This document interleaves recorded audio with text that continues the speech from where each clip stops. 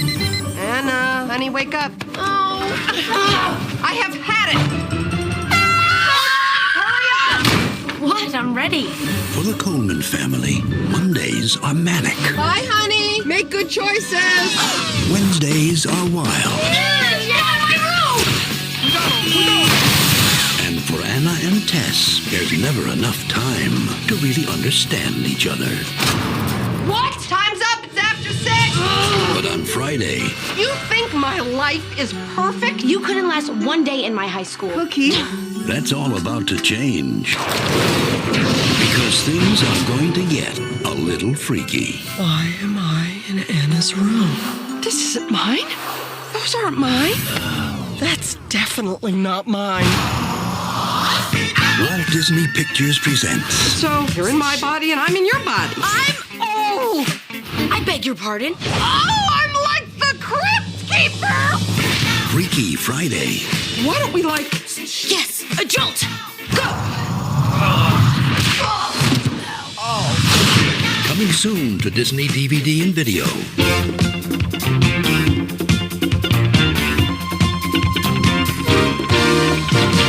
Welcome, one and all, to yet another episode of Escape from Walt Disney, the podcast where we review movies, TV shows, and short films available on the Disney Plus streaming service, chosen mostly completely at random. I'm your host, Tony Goldmark. Joining me on the podcast today via Zoom, all the way from Simi Valley, California, please welcome Charlie Callahan. Hi. And Haley Baker Callahan. In the socially distant flesh. And joining us for the very first time on Escape from Walt Disney, all the way from Astoria, New York, you know him from his amazing web series, Brows Held High. In fact, there's a good chance you originally know me from his amazing web series, Brows Held High. That's where a lot of my current audience first heard of me, and I'm sure we'll get into that.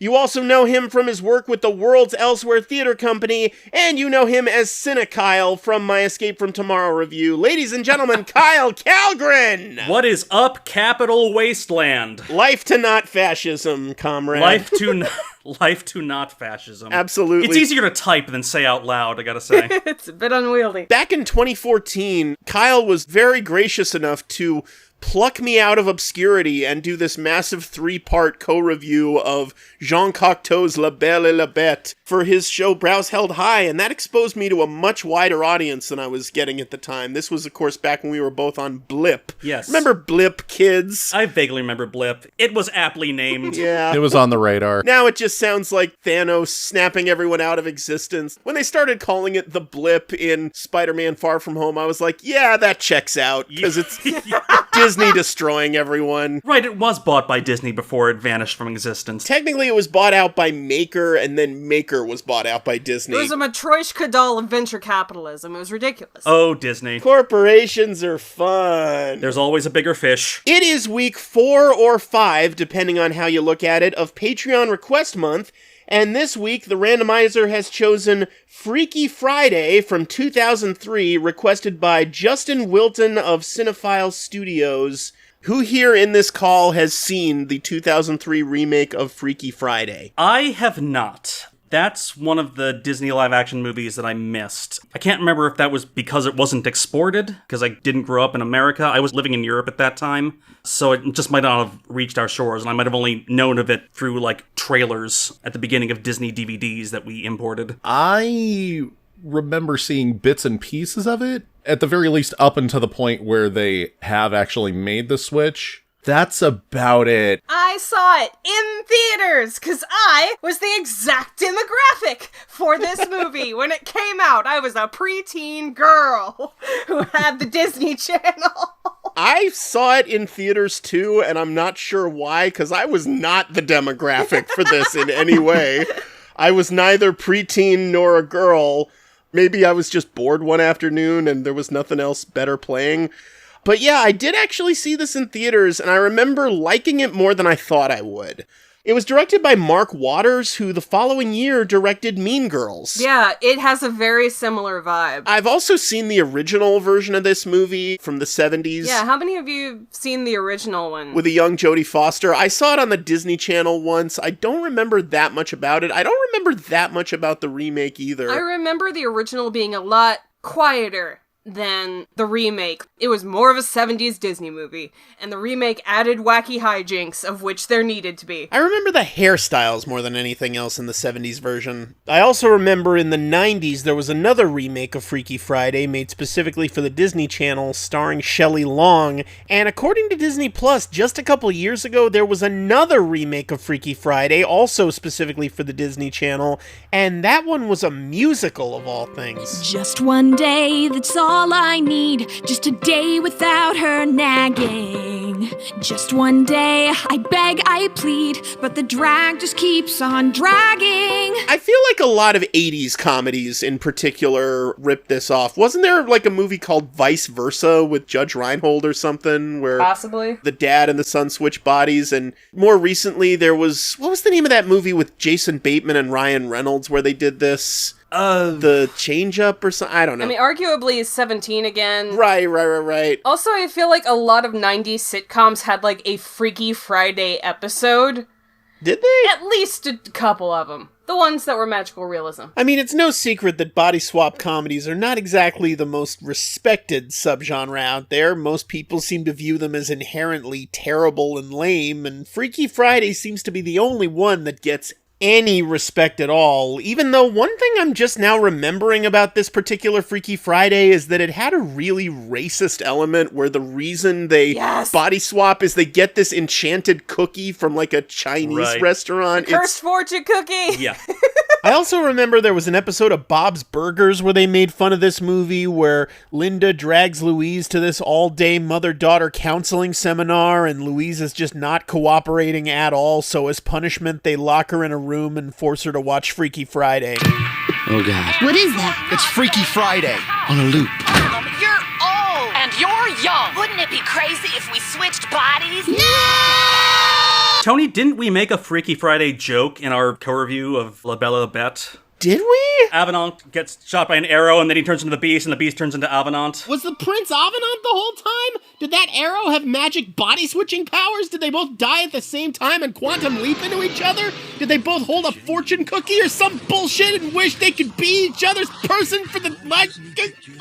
Right, oh my god. Body swapping as a premise kind of functions the same as popular fanfic alternate universes where it's like, here is a situation, we can throw X character and Y character in, and they will have a pretty predictable arc, but the fun will be seeing how the characters interact. Which is why it's so easy for cheap comedies, because they just insert character actor / comedian here. And just have them impersonate each other. Exactly. Yeah, it's a great exercise for the actors to just play off each other and build a character and then have the other person do that, which I guess is why it's easy for sitcoms to do it, because with sitcoms, every character has to be so broadly defined that every audience member can easily catch up with the show and know, oh, this character does this character does this. And those actors have probably worked with each other a while, so they're like, okay, how do I impersonate so-and-so? Like this. Right. Community did a body swap episode that dovetailed into a breakup episode. Was that during the gas leak year? That might have been during the gas leak year, yeah. Remember yesterday when we faked a body switching thing and it didn't work?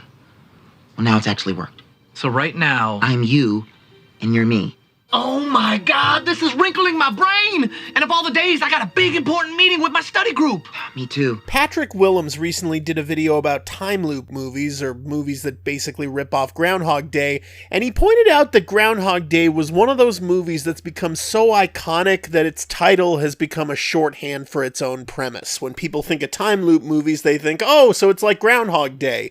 And the same is true of Freaky Friday. When people think body swap movies, they think Freaky Friday, to the point where now there's a Blumhouse film coming out from the director of Happy Death Day called Freaky, which does kind of a horror slasher inversion of the whole Freaky Friday premise. Like, the director is literally doing to Freaky Friday what he previously did to Groundhog Day with Happy Death Day. It turns out, Where am I? I didn't get killed. Oh my God, why do I sound like that? I woke up in the killer's body.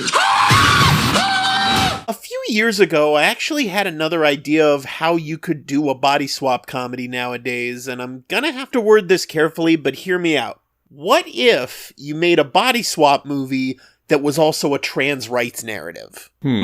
Picture this, a movie where a transgender man and a transgender woman try to initiate a body swap just because they're tired of being marginalized by society. Maybe we establish that in this universe, There have been, like, reports of Freaky Friday body swaps that have actually happened, so it might be possible, but it's the equivalent of, like, UFO sightings where there's no solid proof. It could work with the right crew, with the right script. It would absolutely need a trans writer and a trans director. Definitely. To really pull it off. I would not be able to know enough about the trans experience. You bequeath that pitch to the queer comedy community. I bequeath that pitch to anyone in the trans community who wishes to take it and run with it, because there aren't enough body swap movies that are actually about something, you know? They've always just gone for the cheap comedy. Oh, they've got a presentation, and the kid in the adult's body doesn't know how to do the presentation for the big boss, and what the shenanigans. I would love to see, like, a Denis Villeneuve take on a body swap movie or something. That's great. I was thinking David Cronenberg.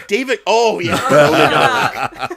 Wasn't that just called The Fly? That's a body merge movie. A body slop movie, if you will. Well, they cut the scene where Jeff Goldblum had to give a big presentation at the Fly's office, and yeah, shenanigans ensued. Did I say Denis Villeneuve right, or is it Dennis? Or I think you got it right. I look forward to seeing his Dune whenever movie theaters are open again. Yeah, that'll be nice. I look forward to movie theaters being open again. Woo! There's an anime called Your Name that is a body swap anime that is really touching. Ryan Hipp showed it to Charlie and I about a year ago. It's a teenage boy and a teenage girl body swapping, and there's a point where each of them are like teenagers in their preferred gender's bodies, so you can imagine the implications. But it also has to deal with death and rebirth, and there's a big spiritual element, and there's time travel, and it's fascinating. I just remembered a recent body swap comedy drama made in 2017 called High Fantasy, made in South Africa. The premise is 4 kids go out on a road trip into the desert and get high, I guess, and they swap bodies, and it becomes this series of arguments about what it means that the one white kid and the 3 other black kids are in each other's bodies, and they have arguments about race and what it means, and I guess I'm bringing this up because there is a way to do it with direct political commentary. Absolutely, and it feels like just the premise is rife with potential political commentary, and way too many big mainstream comedies just completely avoid that kind of thing. Yeah, and this is a Disney movie from 2003, so I'm worried about how little they're going to explore certain things. For some reason, Disney Plus lists Jamie Lee Curtis as just Jamie Curtis. That's odd. Which interesting. Feels wrong. I don't know why. That might have been a typo or something. Oh, Stephen Tobolowsky's in this one. Oh, lovely. I completely don't remember him being in this, but I guess he was just in everything at the time. This was part of the great Lohanening of teen cinema in the early aughties. We should probably talk about Lindsay Lohan because her whole career ended up being such a slow-motion tragedy because she really did have a lot of talent, and this was basically her original star-making role. I remember before this, the only thing she'd really done was that she'd played both lead roles in the Parent Trap remake about 5 years earlier. And the 1-2 punch of this and Mean Girls really seemed to solidify her as the next big thing, the new it girl. And I'm not saying her downfall was entirely Herbie Fully Loaded's fault, but it was a lot really fast, which happens a lot in the industry, and I don't think it's very good for a young actress's career, because it was like this, Mean Girls, Confessions of a Teenage Drama Queen. Right, there was that too. Herbie Fully Loaded. Just an onslaught of specifically teen movies with Lindsay Lohan that didn't give her a lot of range to work with and would just hit the audience in the face with her over and over. And I think it was a lot of the Megan Fox effect. Or that year Joseph Gordon-Levitt was in everything. Yeah, they just milked her during her teenage years because she was popular. She had to keep being popular until she suddenly couldn't be popular anymore. And that's the pattern. I mean, there have been so many talented young starlets who've been just lost to substance abuse and mental health issues just because too much was demanded of them way too early. And I guess the fictional archetype for that sort of thing was Sarah Lynn on BoJack Horseman. But in real life, Lindsay Lohan is probably the most infamous example of such, with the possible exception of Britney Spears. But Britney Spears bounced back. She eventually got that Vegas residency, and she seems to be doing quite well now. But Lindsay Lohan never had that resurgence. The industry just completely chewed her up and spit her out, and it's sad. Oh, yeah. And her parents didn't set a lot of boundaries, because I've read stories about her having huge stage parents. That is also a factor in that overexposure and onslaught. Absolutely. I've heard horror stories about her mother, Dina Lohan, in particular. Oh, yeah. Stranger comebacks have happened, but I guess we'll see. I know there was a reality show recently where she was the owner of a nightclub, and the reality show was all the people she brought on at her nightclub, and she was presented as this, I have stopped giving a crap, this is what I'm doing, you can take it or leave it, boss bitch. Was that before or after she did The Canyons with Paul Schrader? I have no idea. I haven't seen The Canyons. I do recall it being very poorly received. Didn't Paul Schrader say some shitty things about the Me Too movement? I wouldn't be surprised, but I do remember that movie that she did with Paul Schrader also involved her acting opposite a professional rapist. So there's that. Ah! Yeah. Oof. James Dean with 2 E's. Oh, he was yeah, the that male asshole. lead. The porn star? Why would Yes. Paul Schrader cast a porn star? Other people have done it. Soderbergh did it. Particularly that porn star. Yeah. James was trying to jump over into crossover appeal, and that's exactly when he got Me Too'd. Oh, man. Do not come back to the 5 and dime Jimmy Dean. The wrong James Dean died. Anyway. Fucking dad from Walk Hard. The wrong James Dean died.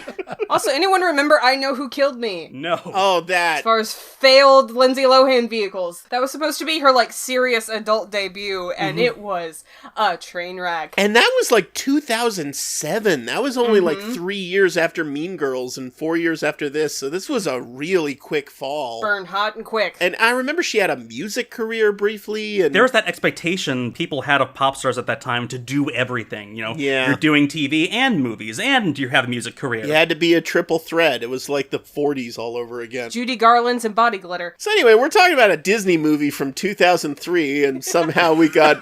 Pirates of the Caribbean? You know, this was actually a really surprisingly great summer for Disney because they had the 1-2-3 punch of Finding Nemo, the first Pirates movie, and this. And this was a bigger hit than anyone expected, even though it wasn't on the level of those two movies. And suddenly the narrative was like, hey, maybe Eisner does know what he's doing again. And then, no. He still left the company like 2 years later. 2003 was just a fluke. It was an extinction burst. It absolutely was, because he didn't think Finding Nemo would be a hit. He saw an early story reel screening of Finding Nemo, and as he was leaving, he told his assistant, don't schedule any more negotiation meetings with Steve Jobs until after Finding Nemo comes out, because it's going to be a huge flop, and then I'll have more leverage. And instead, it was the highest grossing animated film of all time. So great job, Eisner. Oh, Michael. And with Pirates, he didn't want to cast Johnny Depp as Jack Sparrow. Oh, he had no faith in pirates. He almost canceled the movie. He didn't like what Johnny Depp was doing in the dailies. He wanted to cast Matthew McConaughey as Jack Sparrow, which... Well, I know McConaughey's had a renaissance in recent years, but at the time, he was still very much the stereotypical fucking, all right, I'm a pirate. all right, bring me that horizon. Gotta go find the Black Pearl. Get those coins back. I'm getting flashbacks to Cutthroat Island and just how miscast. Miscast Matthews in pirate movies. You can have Southern pirates. I used to play bass for Miscast Matthews and the Southern Pirates. Anyone else got any other preconceptions about Freaky Friday, parentheses, 2003, close parentheses? That's a lot of parentheses. Yep. Really just one. What if you swapped the parentheses? Oh, well then it'd be a racist dog whistle. And on that note, we'll be right back with our thoughts on the 2003 remake of Freaky Friday. It's Friday. Friday. Gotta get down on Friday. Gonna swap our bodies with Jimmy Lee Curtis. No, not a. No. How dare you both? Come on home. See what's waiting for you. Waiting for you. Okay, we just watched Disney's 2003 remake of Freaky Friday, starring Jamie Lee Curtis and Lindsay Lohan. That was racist, but it's kind of the one big thing that weighs this movie down, because otherwise, this is a pretty good movie. Otherwise, this is kind of better than it has any right to be.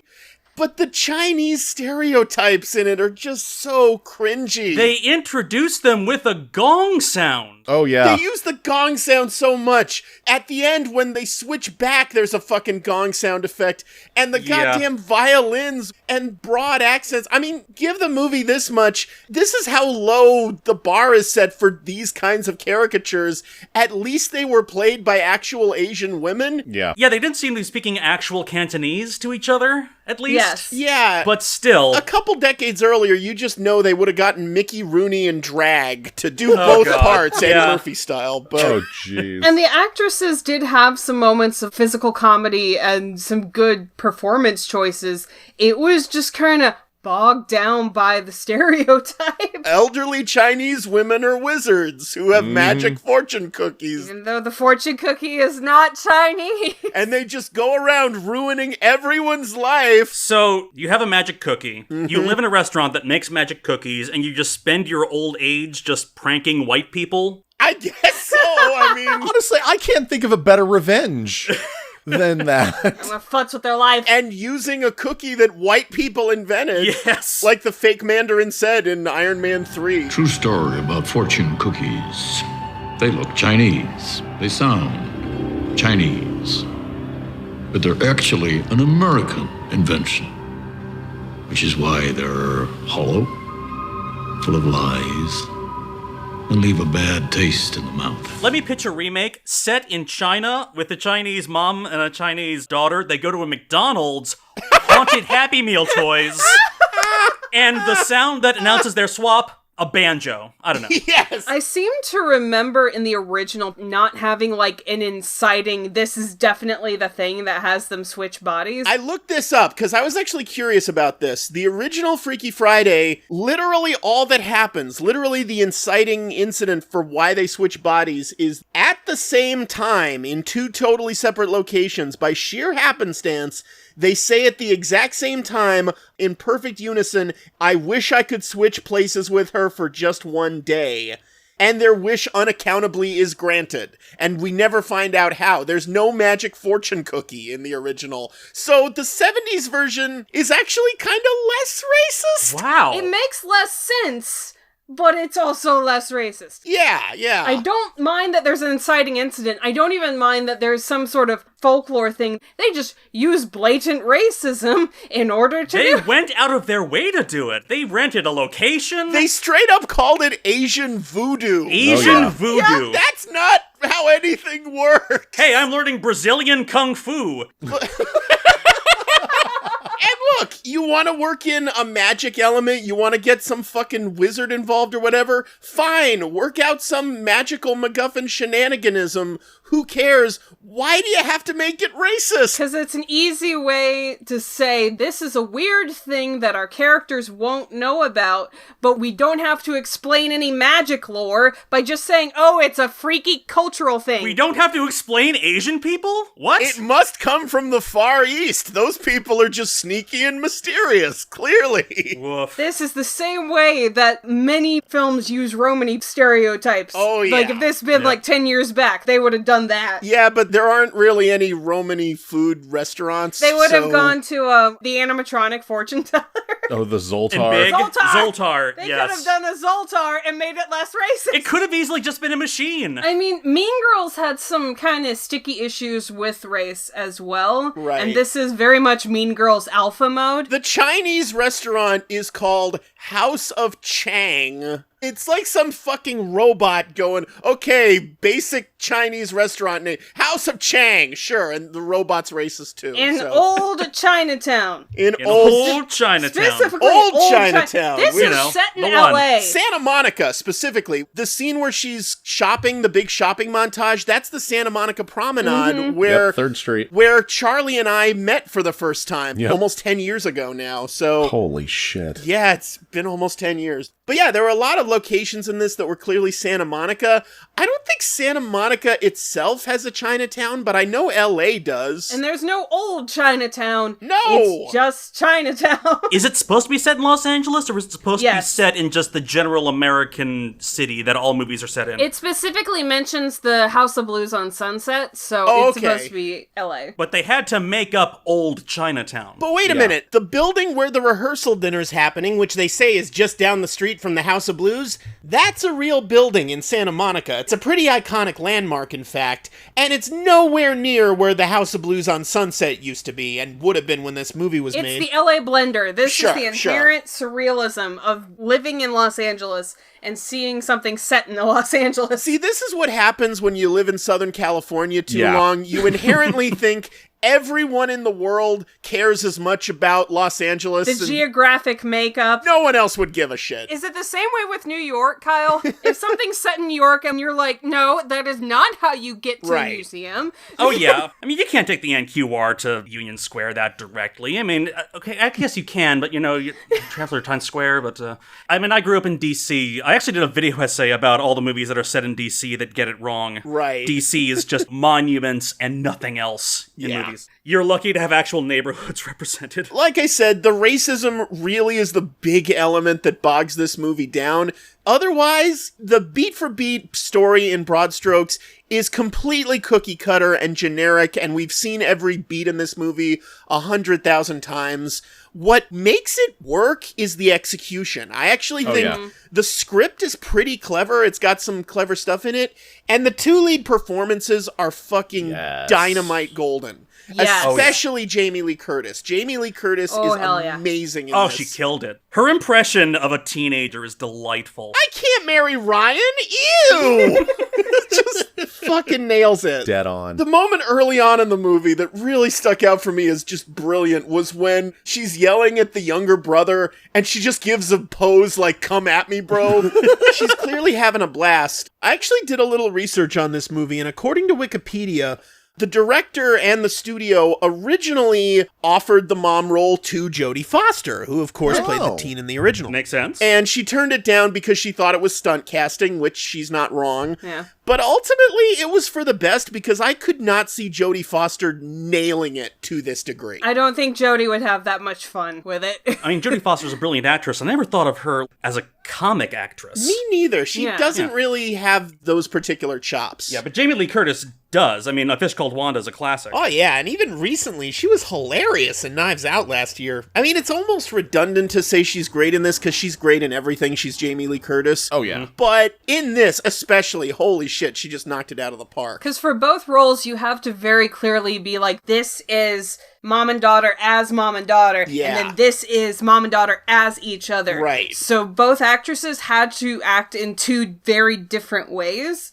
over the course of the film, and I think they both pulled it off. I actually remember when this movie came out, I watched a TV spot on the Disney Channel. It was like an interview with Lindsay Lohan, and the interviewer asked, did you have to watch Jamie Lee Curtis to figure out how to act like her? And Lindsay said, oh, I didn't watch Jamie because she is crazy and fun in real life. I had to watch her as her character, otherwise I wasn't going to get it at all. Another really remarkable thing about this performance, again, according to Wikipedia, Jamie Lee Curtis was a last-second replacement. Originally, the role went to Annette Bening. Ooh. Wow. And for some reason, and apparently no one knows why, it's undisclosed reasons, she dropped out 4 days before filming began and had to be replaced with Jamie Lee Curtis that fast. And Jamie Lee Curtis still just absolutely nails it. She's just that good. Also, one of Lindsay Lohan's friends in the movie was originally going to be played by Kelly Osbourne, but withdrew when her mother was diagnosed with cancer. Oh, that was around that time. I also noticed, by the way, 2 female screenwriters. So, Yep. Yep. 2 white female screenwriters, which I think explains the racism. 2 Karen screenwriters, basically. But how much you want to bet they actually did write this over a Panda Express lunch?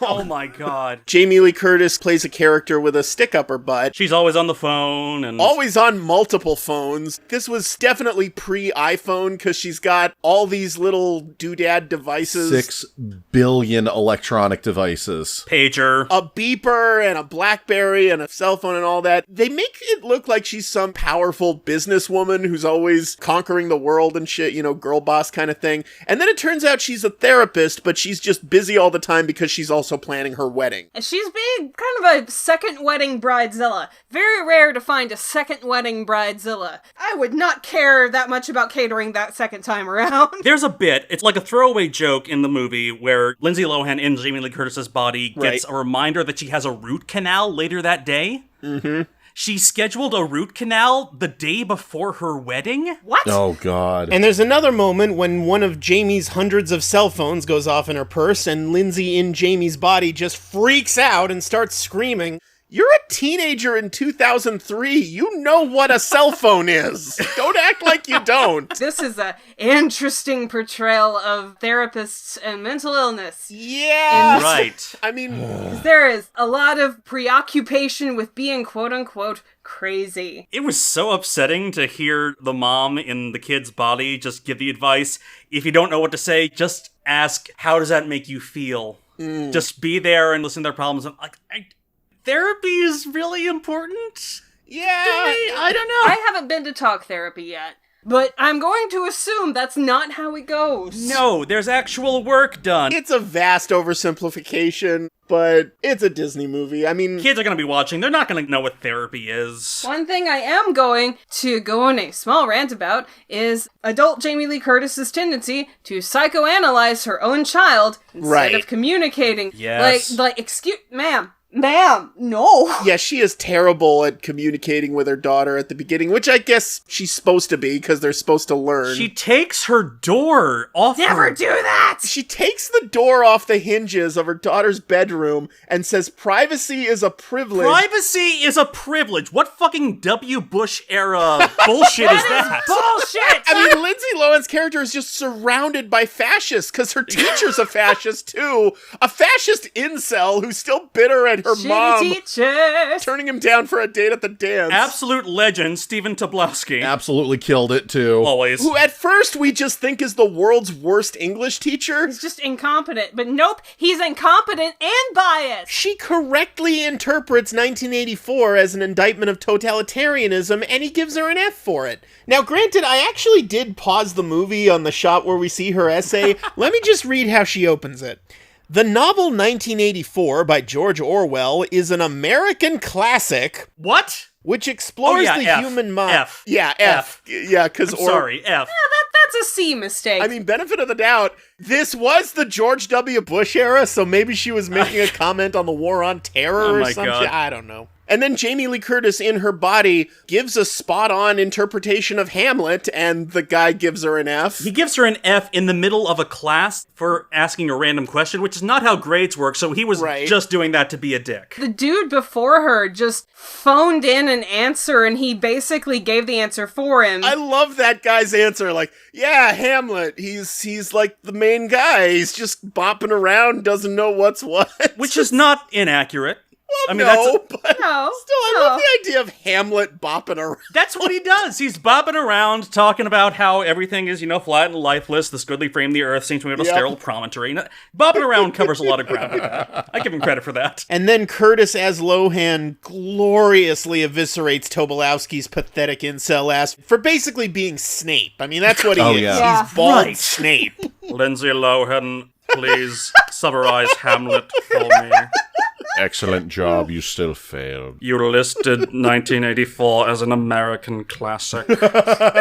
How dumb can you be? For the last time, Joanne, I'm not going to say trans women are men. Sorry. It's me, Ned Ryerson. Remember me? By the way, remember earlier this year before the fucking plague canceled everything, where they did that Super Bowl commercial where they brought back Groundhog Day? They did. What struck me about that is that Stephen Tobolowsky has not aged a day, but Bill Murray has aged all the days. Oh, absolutely. Don't do drugs, kids. Yep. Yeah. Don't do drugs and stop asking him about Ghostbusters 3. Right? Can we stop asking everyone about Ghostbusters for a while? Well, they still got the Paul Rudd movie coming out. Do they? They do. Yeah, next year now. It was going to come out this summer, but going back to the door scene, so Jamie Lee Curtis removes her door of her daughter's bedroom, and then later the same scene tells Lindsay Lohan to dispense with the drama. You removed her goddamn door and you want her to dispense with the fucking drama? I have heard of this as like a discipline technique. I also grew up evangelical, so take that where you will. It's terrible, it's abusive, I hate it. It never happened to me or my friends, but I heard enough about it. Happened to me. It wasn't my bedroom door, it was my brother and I's media room where the TV was. The place where we would close the door and watch TV and play video games so Mom couldn't yell at us. That never happened in my family, although after I went to college, my stepsister took my old room, and she was going through some problems at the time, and they removed the locks on her door, so she was not able to lock herself in her room anymore, which was probably for the best. But I remember when I would visit, and I think she was visiting her mom or something, and I would take my old room, I was like, what'd you do with the fucking locks? I want my privacy too, you know? I can understand that, especially if you're parents who knock and respect a child's boundaries. Right. That's more of a safety issue. My mom once got very stern with me. She's like, don't lock the door when you're in the shower because what if you fall and we need to get to you? But the door! Which they later did in an episode of 30 Rock, when Jenna Maroney won't stop locking herself in her dressing room. So I guess Tina Fey learned more from Mark Waters than you think. It's all cute and comedy until dads are enforcing this rule and teenage girls feel uncomfortable. She goes to her room to change, and Lindsay Lohan in Mom's Body comments, good luck changing without a door. Early in this movie, in the big argument scene pre-transformation, Jamie Lee Curtis says, do you think surliness is the best way to get what you want? While being surly. You know, that's not getting what she wants. It's expressing her viewpoint, and maybe you should ask why she has that viewpoint. Lindsay Lohan's character is a teenager. I get that she would have these emotional outbursts. She's a fucking teenager. That's normal. The mom should fucking know better, especially since she's a fucking psychologist. No wonder she's got the most neurotic patient in the world, because she's not good at her job. She's been seeing that man every day for how many years? 3? 3 years, 5? yeah, every day. And he's still like that? She just sucks at her job, man. And by the way, that guy's first scene comes almost immediately after one of the Stephen Tobolowsky scenes, and the guy looks kind of like Stephen Tobolowsky. Yeah. They both wear glasses, they're both bald in exactly the same way, so at first I thought it was Stephen Tobolowsky again. It was momentarily confusing. And by the way, I want to highlight one line of dialogue in particular when the neurotic guy says, well, this morning was good, but then I got up. Oh. Brother, that's a mood. That is a mood. That's a fucking mood, especially in 2020. Oh god, cross-stitch that and put it on a wall. But all of this psychoanalyzing Lindsay Lohan thing that she's doing, we see all of this before we learn that their husband and father died. Yeah, that ball's dropped like pretty late on. It's hinted at before. I don't think it's ever actually stated that the dad is dead and out of the picture. It's implied. She's a single mom. She's getting married again. A Disney movie with a dead parent? Whoa. Dead father this time. Fun fact about that, by the way, I didn't actually see this myself because they never show it in close-up, but apparently in the background of this house set, there's pictures of the dad, and according to Wikipedia, in those pictures, it's Christopher Guest, Jamie Lee Curtis's real-life husband, so... Interesting. Nice. Very interesting. Because I know they used actual photos of Jamie Lee and her daughter for the opening titles. Right. Yeah. I liked the widow aspect and that it was more implied until the very end, because that makes sense as the big rift between them. They can't talk about this until they do. Why are they so at loggerheads? And then it's like, oh, that'll do it. I remember really appreciating this when I saw it in theaters, and I really appreciated it here too. The twist that Mark Harmon's character is aggressively not a dick. Because they set him up like, it's the rehearsal dinner. He doesn't want the girl running off to her audition, and then he gets angry that Jamie Lee Curtis thinks he would be offended at that. It's like, I can't do this if you're going to paint me as the stereotypical insensitive stepfather. That's not what I want to be. It's like, that's a good way for this movie to go, is that the guy's just actually a really nice, understanding guy. I won't be a wicked step-parent in a Disney movie. Exactly. Actively, yeah. And this is pre-Enchanted, too, so that's pushing the envelope. So apparently it's like a time-release body swap spell, because it happened, they open the fortune cookie, they read it aloud like you do with fortune cookies when you're in private. It happens to sync up in unison, and then there's the earthquake scene, but then they don't switch bodies until midnight. But then when they switch back, it happens immediately. And everyone feels the earthquake when no one but them had felt it. I guess the earthquake only happens in the room where you open the damn thing. In the room where it happens. In the room where it happens. The earthquake is metaphorical in that they were very self-centered. And then at the end, they're expressing their love, so everyone's feeling it. They're all feeling the love, man. Also, that granddad is everyone on LA Twitter after a 2.0. Yes. Did you feel the earthquake? Did you feel the earthquake? Earthquake? What does that feel like? I lived through the 89 San Francisco earthquake when I was 6. This shit is nothing to me. I slept through the 94. I woke up, I'm like, why is everything on the floor? Why are we going outside? Power's off. That's weird. So that talk show scene was painful. Oh, God, yeah. The talk show host, by the way, played by the director's wife, who also played the ghost maid in the Haunted Mansion movie later the same year. I knew she was familiar. I knew it. The talk show scene was one of the more formulaic in this movie. She doesn't know anything about her own book, so she just riles up the crowd and go, woo! Go full Tom Cruise. Yeah, pretty much.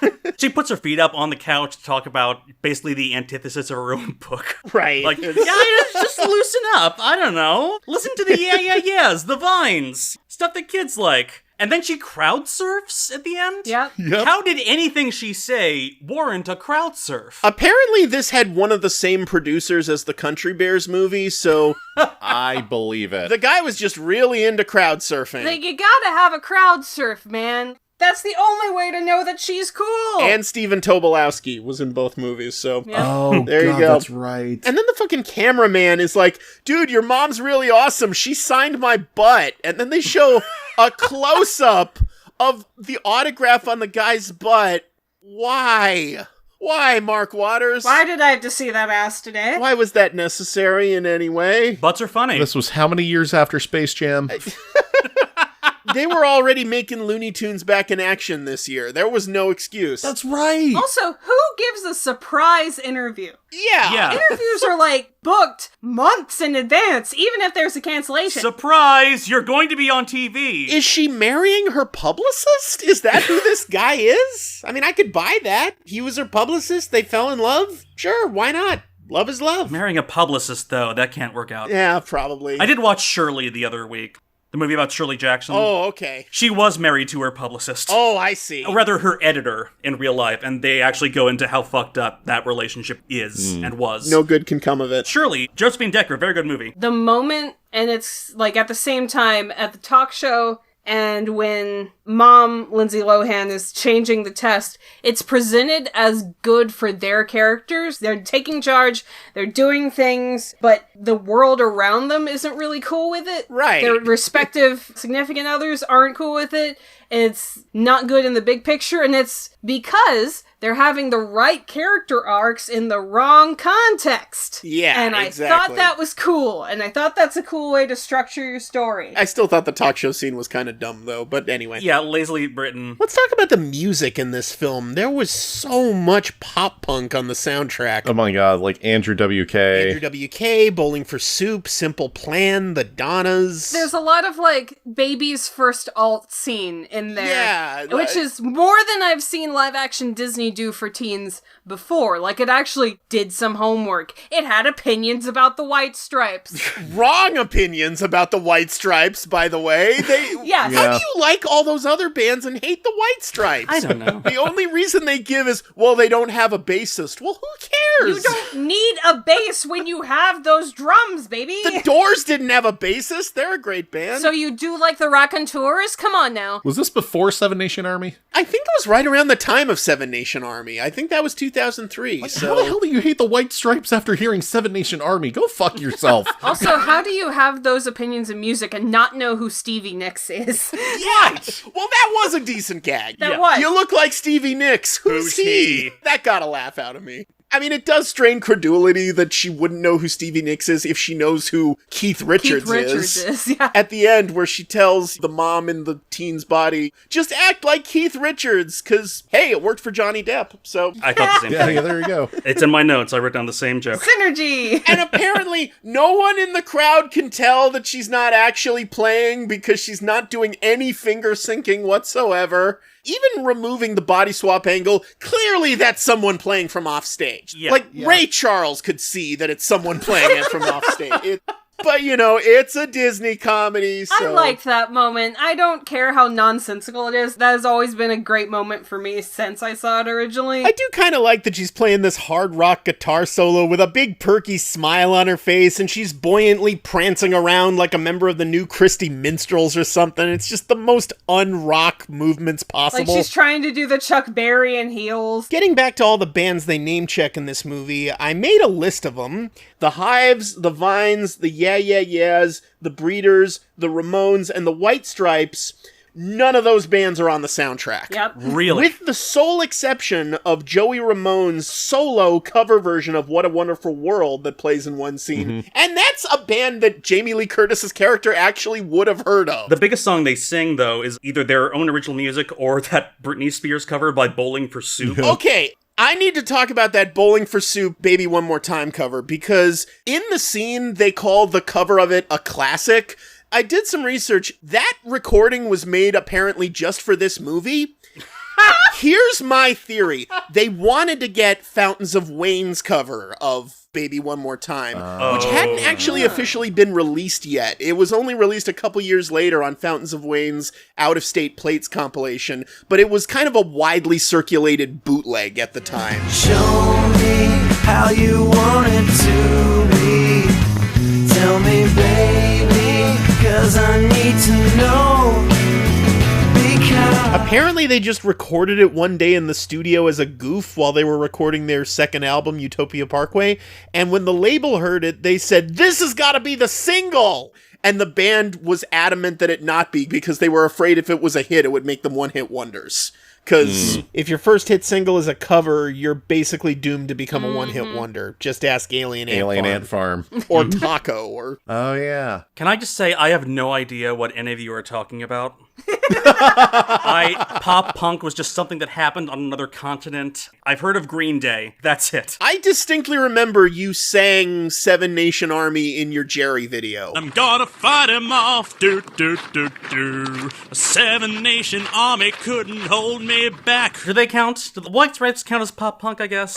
Alt. They kind of straddle the line. All right, fine. I've heard of them. Pop punk is one of those genres where when it's good, it's really good, and when it's bad, it's really bad. And this movie ran the gamut.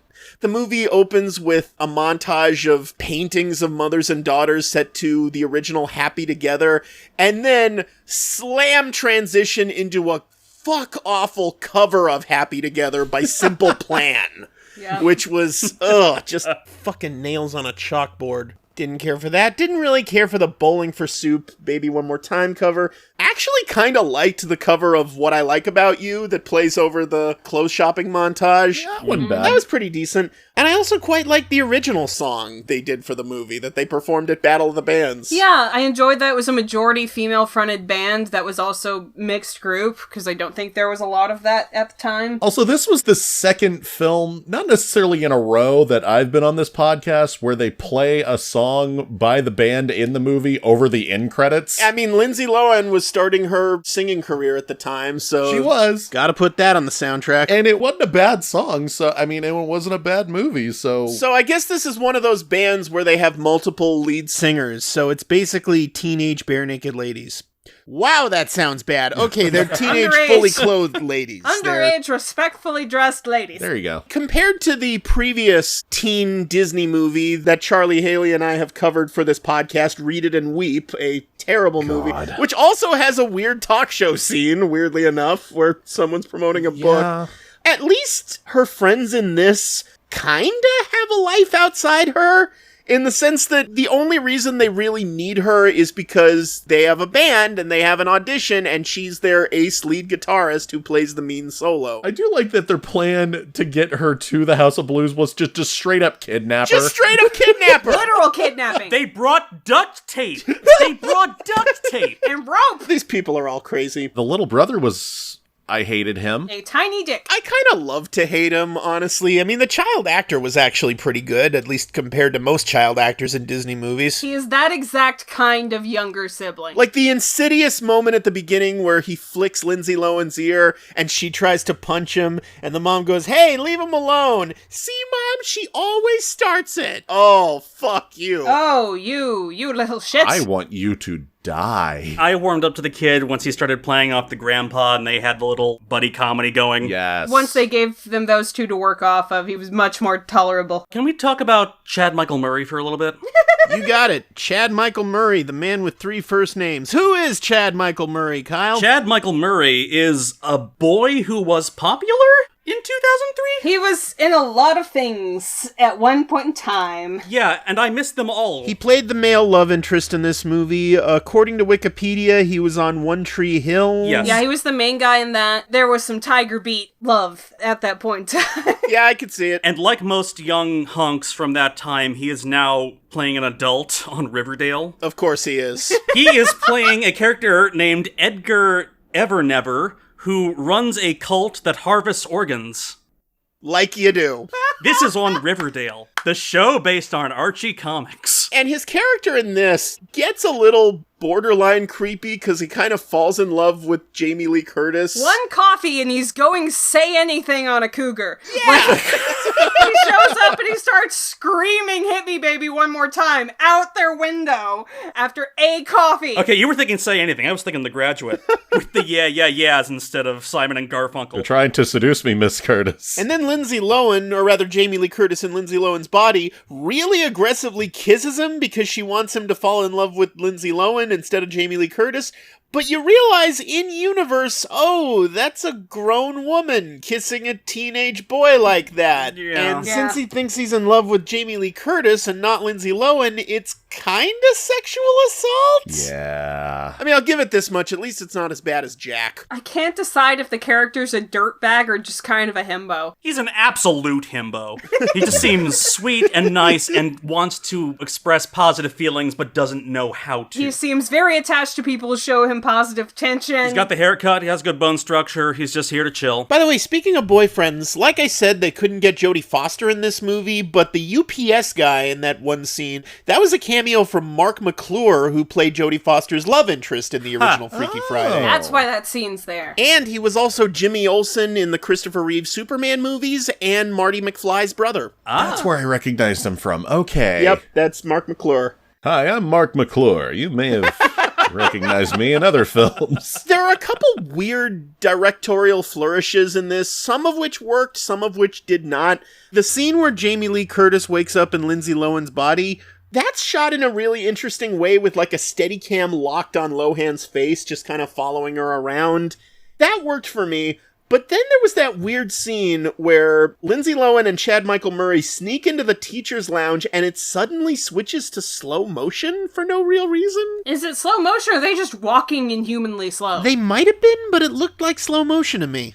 I would like to talk about the costume design for a minute. Compared to the last teen movies we've watched, I feel like this had really good styling for teenagers. Oh yeah, this had very, on point 2003 fashion. They weren't too sexualized. They were conceivably things teenagers would wear to teenage things. That's a problem I have with Mean Girls. It's like, I've never seen a teenager wear that. I've never seen a teenager try to wear that. But this one had a good balance. Lindsay Lohan wears a specific shirt to school in one of the first scenes. She sees another girl wearing the exact same shirt. Another girl who we never see again, by the way. No. Mm-hmm. And that alone is reason for Lindsay Lohan to turn her shirt inside out. I mean, I've never been a teenage girl before. Is that how their minds work? Really? Hi. I am formerly a teenage girl. Uh-huh. It is a common trope. It rarely, if ever, happens in real life. Right. And if it's a problem, it's like at prom or something where you're meant to be seen. This is very much a kind of symbolic sort of thing to show, oh, this is a character in a high school setting that is very concerned with how people perceive her and if she's perceived a certain way.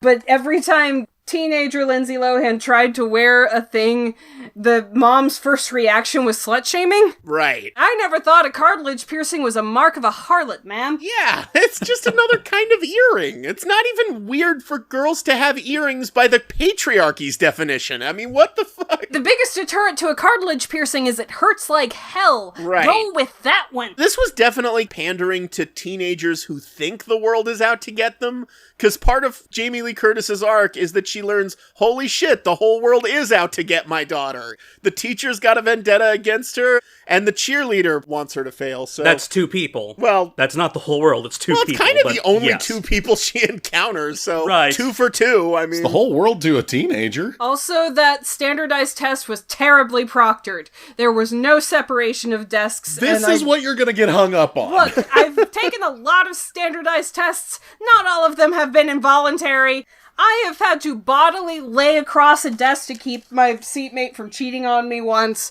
I have opinions about proctoring. That test scene was also a decent commentary on how useless a lot of the shit you learn in high school is after you leave high school, because the mom thinks, well, I'm a successful therapist. I can ace my daughter's test. And she's doing calculus. What's pie? Why I have pie? Why do they call it pie? I've never had to use pie. She'll never have to use pie. What the fuck? It demonstrates that divide between high school problems and grown-up problems. It's the test, and then it's Jamie Lee Curtis in Lindsay Lohan's body deciding to change the Mean Girls test. Because she knows, as a grown-up, this test ultimately can be retaken, and it's not going to affect her career in any meaningful way. So if I do this thing, it's not going to be perceived as dishonest. It'll be perceived as just desserts. But to a teenager, that is more important and is more of a breach of character, enough so that Chad Michael Murray is like, ew, I don't like you anymore because you did the thing. Yeah. And then on the other side, you have teenager Jamie Lee Curtis having to answer all these calls. And usually,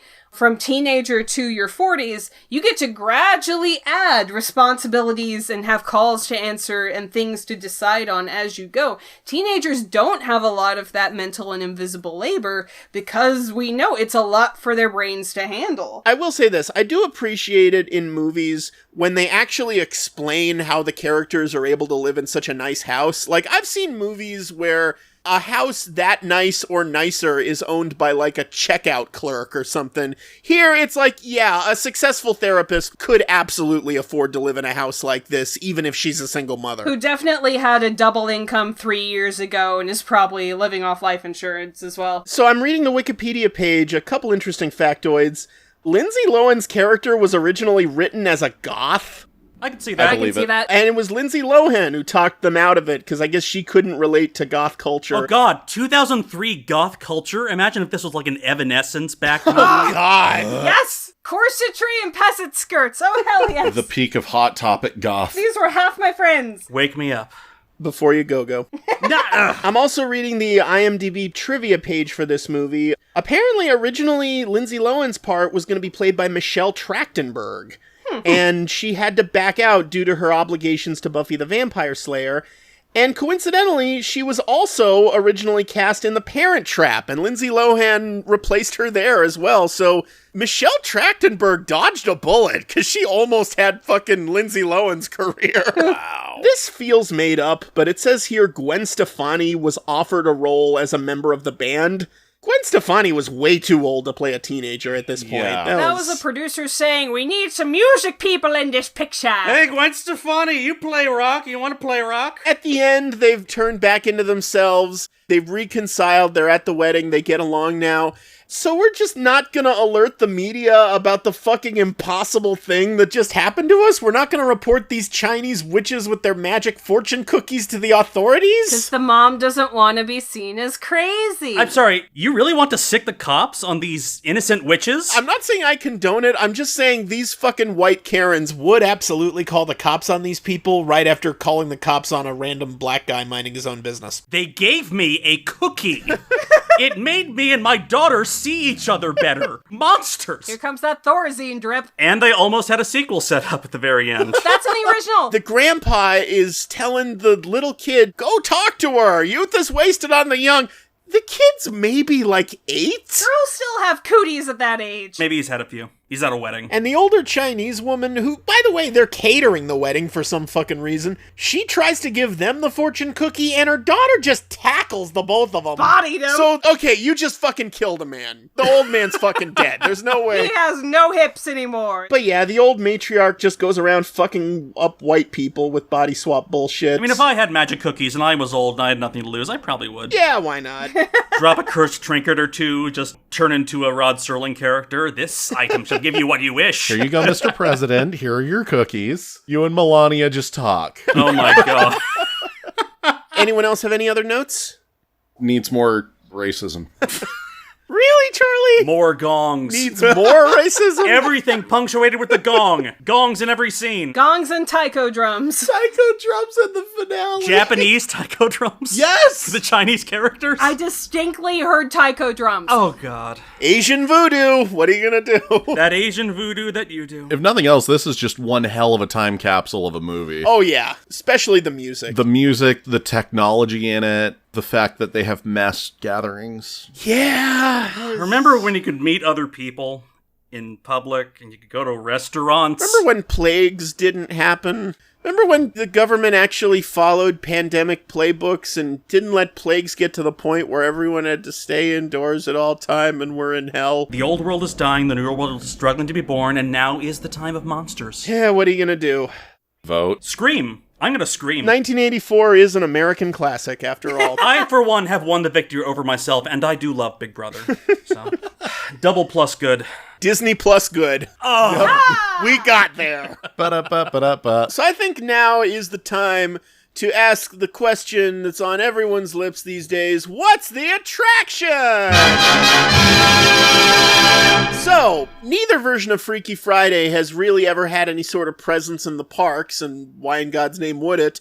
But of course, now the 2003 remake of Freaky Friday is going to be the most watched title on Disney Plus. So how are they going to work Freaky Friday, parentheses 2003, close parentheses, into the parks? Haley! They're gonna transplant the House of Blues back into California Adventure. They're gonna bypass downtown Disney altogether, gonna put it in Hollywoodland. And then, instead of getting live bands up there, they're going to kidnap teenagers from Anaheim High, and someone else is gonna do the guitar solo for them. They're just gonna put a dummy guitar in their hands while everyone else is eating dinner and having beer. Charlie! All right. Even though this technically already happened within the park, there will be a Freaky Friday switch between the Lucky Fortune Cookery and I forget the name of the Mexican restaurant, but Cocina Cucamonga? Yes. They're going to switch back, but keep the same signs. You're going to go to the Lucky Fortune Cookery for your Mexican food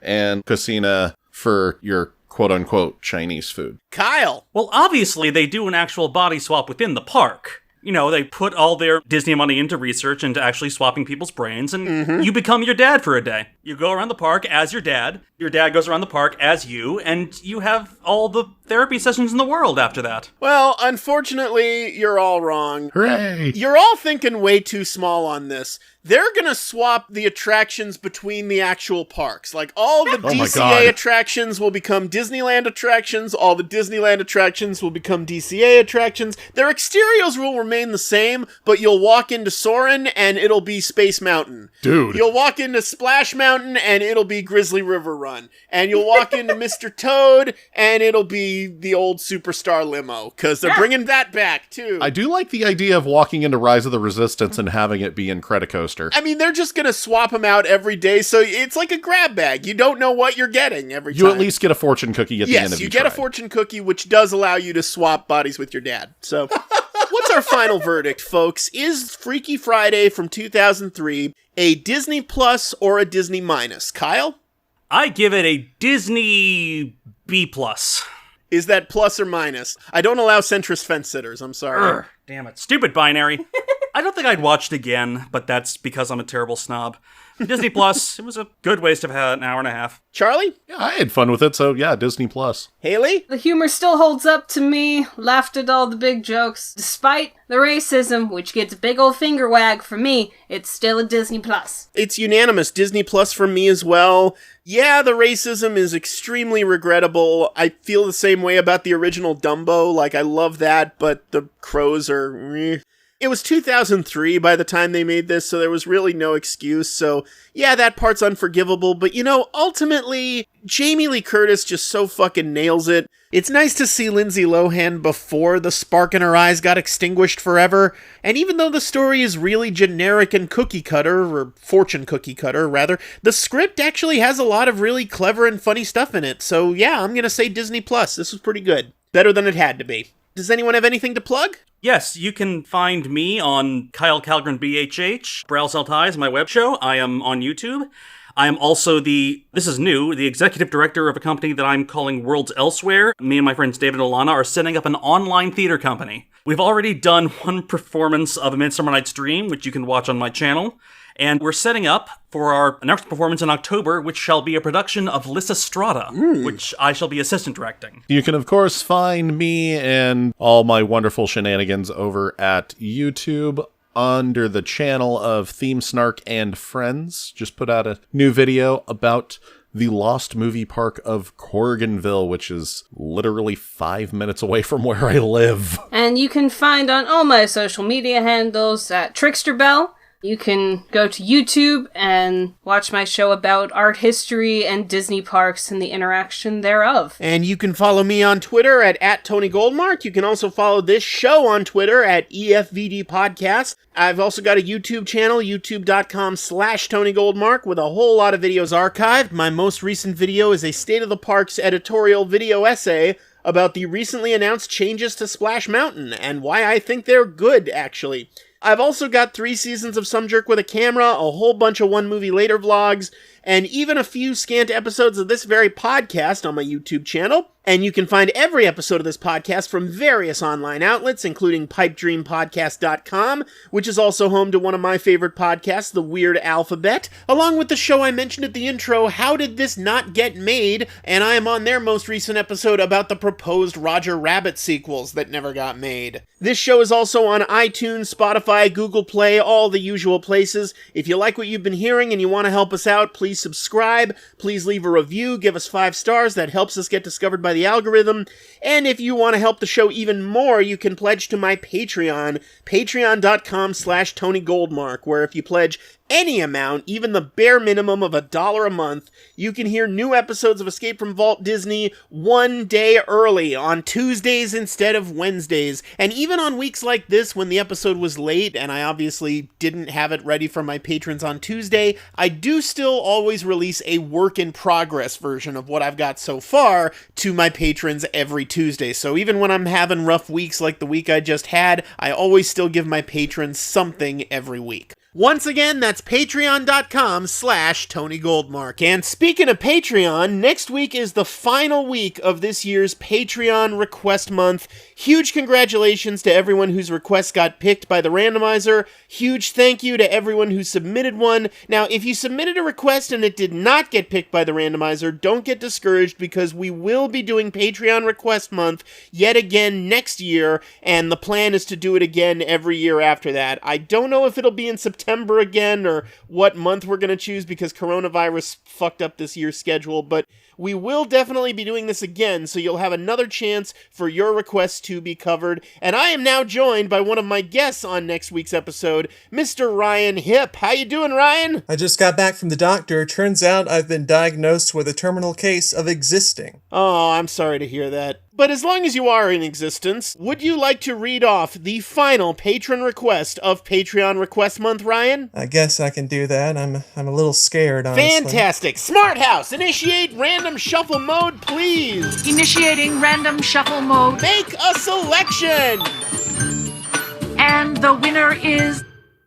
The Rocketeer. The Rocketeer! Who requested it? Kenneth Hodgins and Patrick Thatcher. All right, congratulations, Kenneth and Patrick.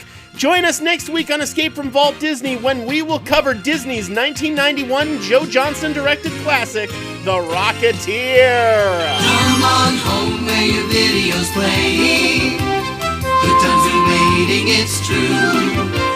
Come where your family is waiting for Walt Disney and you. Walt Disney and you.